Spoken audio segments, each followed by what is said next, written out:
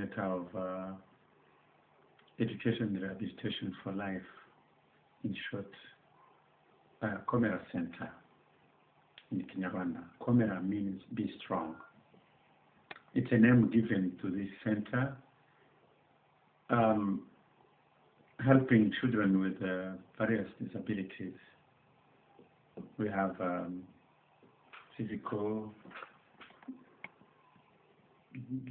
physical handicap, deafness, mental retarded, epileptic, aesthetical, and multiple handicap. We can say that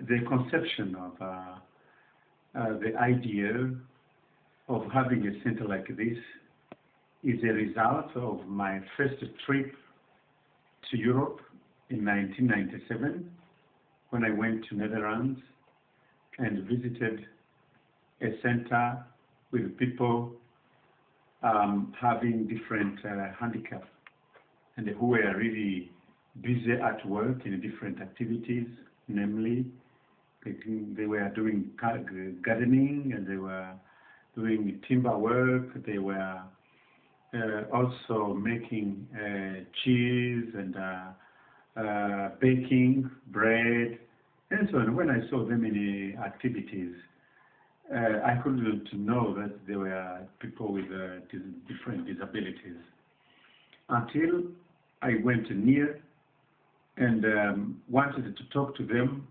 that I found that they were not able to engage any conversation at all. So I asked them, they explained to me that there are people with handicap, but seeing them in activities, you couldn't really believe that there were people with handicap. Then the idea came into my mind that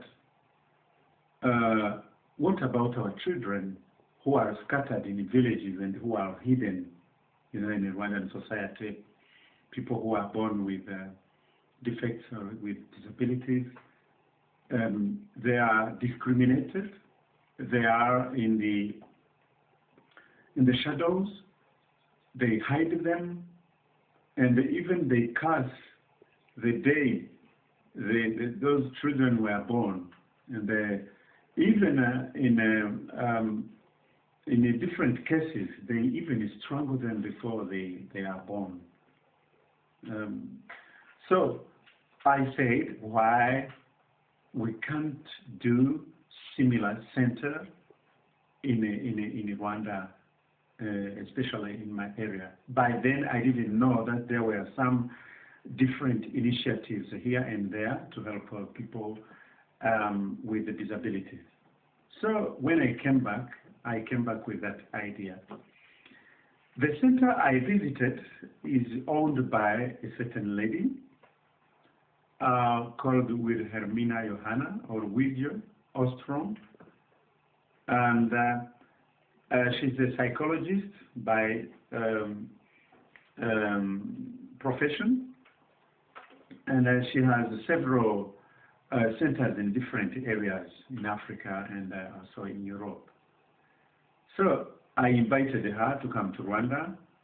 First, she was dealing with counseling to the youth who were having post-traumatic stress experience.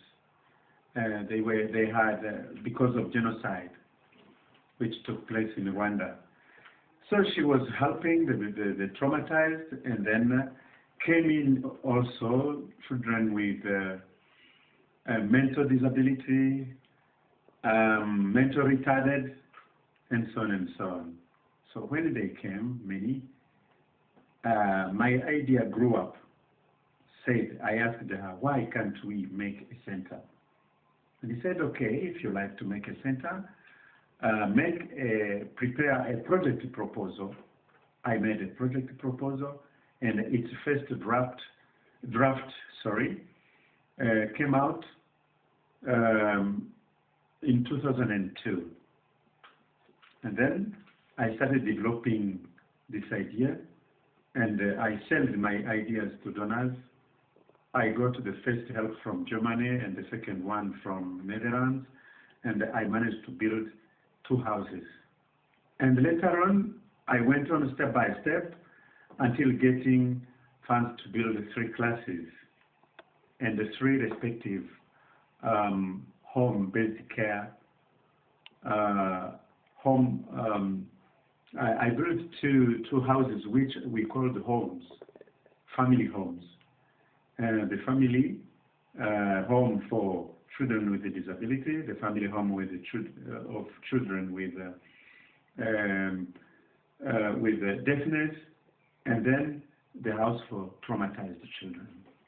And each house has a mother. I found mothers, and I found also teachers. And teachers, while we were building, the building of houses and classes went hand in hand with the training of teachers, so that we were expecting that when we finish the building, we will have already the trained staff. And that's how it was, because in 2006, on the 1st of January, we opened Komera with a few children having mental retardation and also mental and physical disabilities. And then step by step, we admitted other children with other categories. And then we found ourselves moving forward. And we fixed a program, because we have 2 main programs. The program, a weekly program, where children come from Monday up to Thursday. They are here. They benefit from services given at school. They are taken care. They are taken care wholly. They are fed. They are taught. They are taken to hospitals whenever there is a need. And also they have entertainment, they make sports, they make also some activities at school. So then this program of a weekly program, children come from Monday until Thursday, and the Thursday afternoon they go in the family, back in into their families. They stay from Thursday evening until Monday morning. And the Monday morning we go to pick them up and bring them back to school. Why this? Because we want to cope directly with parents. We don't like that the children stay here the whole time, the whole term, and there is no contact between parents and children. And we want to keep this constant contact, and we make even a follow-up of children in their respective homes, because the parents tend to take them to different centers and leave them there and forget them there. So then this weekly program, we have also a day program. The day program, there are the children who are near the center, and they come daily, and they have all services needed, the services the center can offer, and then in the evening they go back home to come back the next day, and so on and so on. Also, we have another program of home-based care program.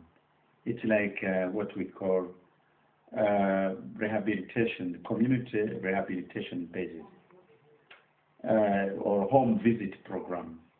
We have a member of the staff who is in charge of that program, and the services we give to children expect to feed them here and to teach them, but we give them the services they need. And the member of the staff who is in charge of home-based care program, his task is just to identify the needs of the child at home. If he is epileptic and he has left school, we take him or her to the hospital and get appropriate medical treatment, and then be integrated again back to school. And this task is really successful because several children had abandoned the schools, and now they are back, and they are studying with others without any problem. They are no longer fearing them. They are no longer saying, because the convulsions are not happening no more. And then we have, as long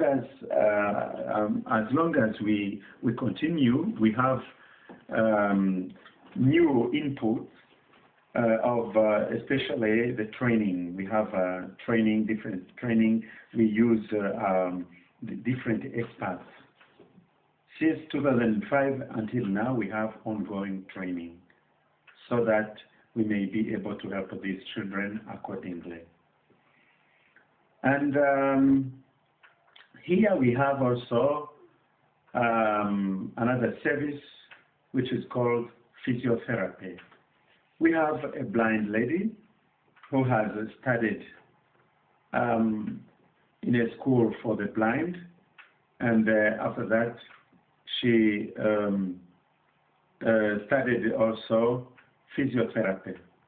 And those children with the mental disabilities, sometimes they have problems, physical problems, and